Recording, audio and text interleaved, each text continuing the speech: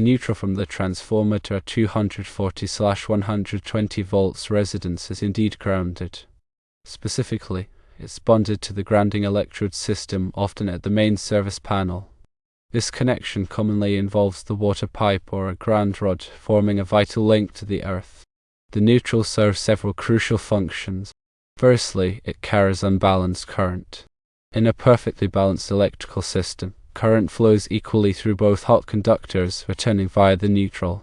However, real-world scenarios often involve imbalances, where the neutral carries the difference in current, ensuring the circuit remains functional. Secondly, the neutral completes the circuit.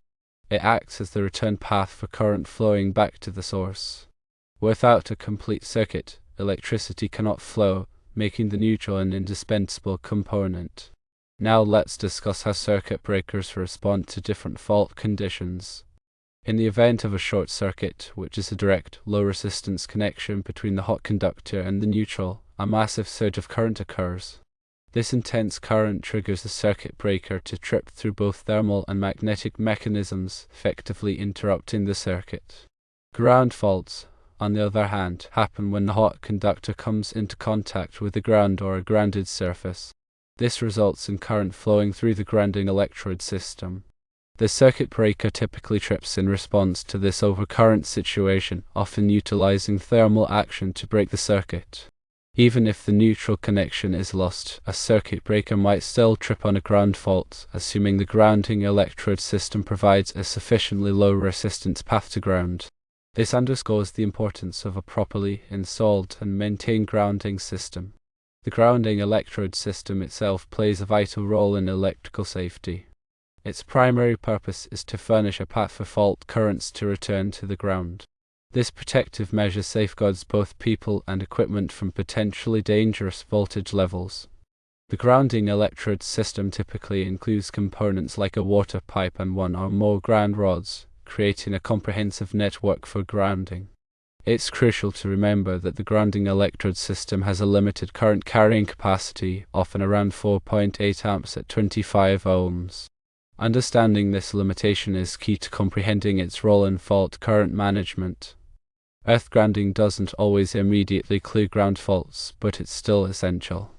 It provides a low resistance pathway for fault currents, limiting the voltage rise on equipment and reducing the risk of electric shock. Circuit breakers offer both thermal and magnetic protection. Thermal protection is activated by overcurrent conditions, tripping the breaker when current exceeds its rated value for an extended period. Magnetic protection, on the other hand, responds to short circuits, rapidly tripping the breaker when a sudden surge of current is detected. When it comes to return current flow, some current may indeed flow over the water pipe and ground rod. However, this is generally minimal, as the neutral serves as the primary and preferred path for current return.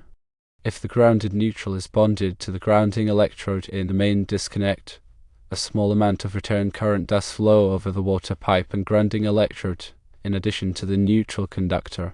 This is because the grounding electrode system is in parallel with the neutral conductor, offering an alternate path for current. This current flow is considered normal and is not inherently dangerous as long as the grounding electrode system is properly installed and maintained. The amount of current flowing through the grounding electrode system depends on the relative impedances of the neutral conductor and the grounding electrode system. The lower the impedance of the grounding electrode system, the more current will flow through it. However, the neutral conductor is typically designed to have a much lower impedance than the grounding electrode system, so the majority of the return current will flow through the neutral conductor.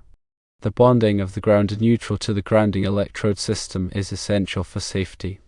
It helps to ensure that all metallic parts of the electrical system are at or near ground potential, reducing the risk of electric shock. It also provides a path for fault currents to flow back to the source, allowing the circuit breaker or fuse to trip and energize the circuit. Understanding the service neutral and grounding is paramount for electrical safety. While subtle variations in interpretation may exist, the fundamental principles are consistent.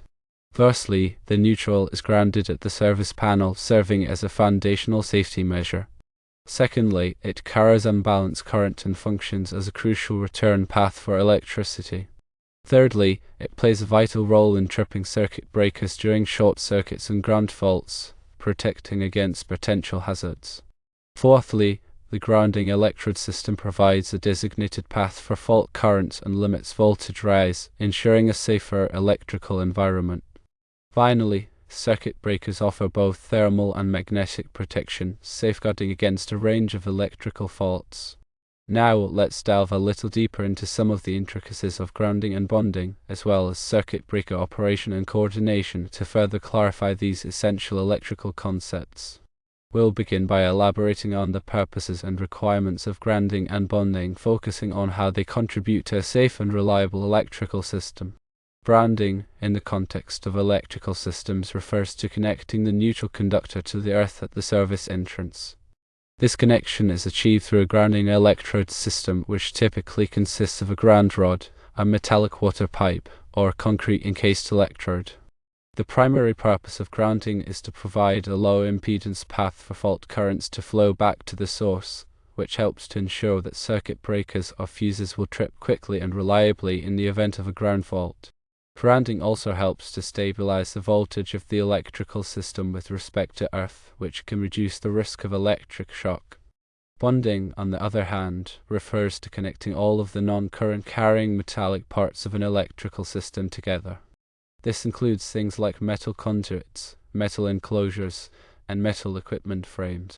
The purpose of bonding is to create a low impedance path for fault currents to flow back to the source, which helps to ensure that circuit breakers or fuses will trip quickly and reliably in the event of a ground fault.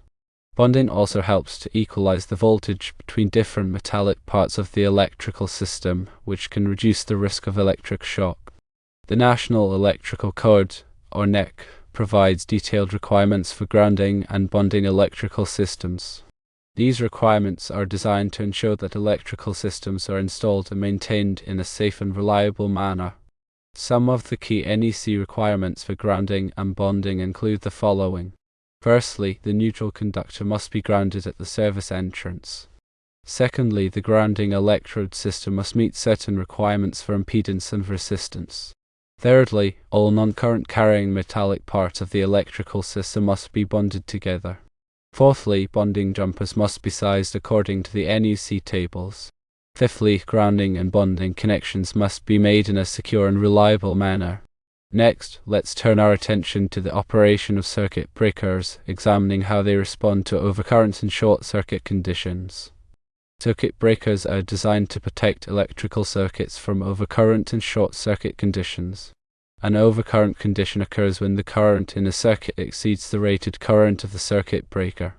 A short circuit condition occurs when there is a low resistance path between two conductors in a circuit. Circuit breakers use two different mechanisms to trip in response to overcurrent and short circuit conditions. The first mechanism is thermal tripping, which is used to protect against overcurrent conditions. When the current in the circuit exceeds the rated current of the circuit breaker, a bimetallic strip inside the circuit breaker heats up and bends. When the bimetallic strip bends far enough, it trips the circuit breaker. The second mechanism is magnetic tripping, which is used to protect against short circuit conditions. When there is a short circuit in a circuit, a large current flows through the circuit breaker. This current creates a magnetic field that trips the circuit breaker. Circuit breakers are available in a variety of different types and sizes. The type of circuit breaker that is used in a particular application depends on the specific requirements of the application. For example, circuit breakers that are used to protect sensitive electronic equipment typically have a faster tripping time than circuit breakers that are used to protect lighting circuits. Finally, we will consider the coordination of circuit breakers and fuses, explaining how to select and coordinate these devices to ensure proper system protection. Circuit breaker coordination is the process of selecting and coordinating circuit breakers and fuses to ensure that the circuit breaker or fuse closest to the fault will trip first, isolating the fault and preventing damage to other parts of the electrical system. Proper circuit breaker coordination is essential for electrical safety and reliability. There are a number of factors to consider when coordinating circuit breakers and fuses.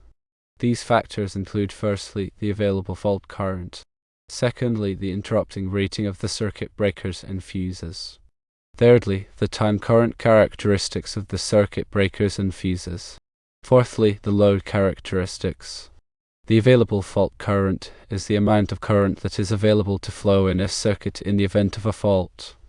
The interrupting rating of a circuit breaker or fuse is the maximum amount of current that the circuit breaker or fuse can safely interrupt. The time current characteristics of a circuit breaker or fuse describe how the circuit breaker or fuse will respond to different levels of current over time.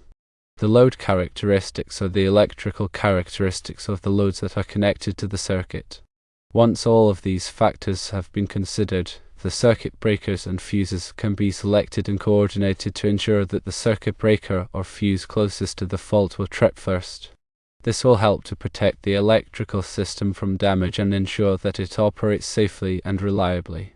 In summary, the service neutral and grounding system are fundamental to the safe and reliable operation of electrical systems. Understanding the principles and requirements of grounding, bonding, and circuit breaker coordination is essential for electricians and other electrical professionals. By following the guidelines and best practices outlined in the NEC and other relevant standards, electrical professionals can help to ensure that electrical systems are installed and maintained in a safe and reliable manner. Moreover, understanding the concepts helps in troubleshooting and maintenance, ensuring a safer environment for everyone. It's also important to stay updated on the latest changes and updates to the NEC, as electrical codes and standards evolve over time to address new technologies and safety concerns. Continuing education and training are crucial for electrical professionals to stay abreast of these changes and maintain their expertise in the field. By investing in ongoing learning and development, electricians can ensure that they are equipped with the knowledge and skills necessary to provide safe and reliable electrical services. And remember, safety should always be the top priority when working with electricity.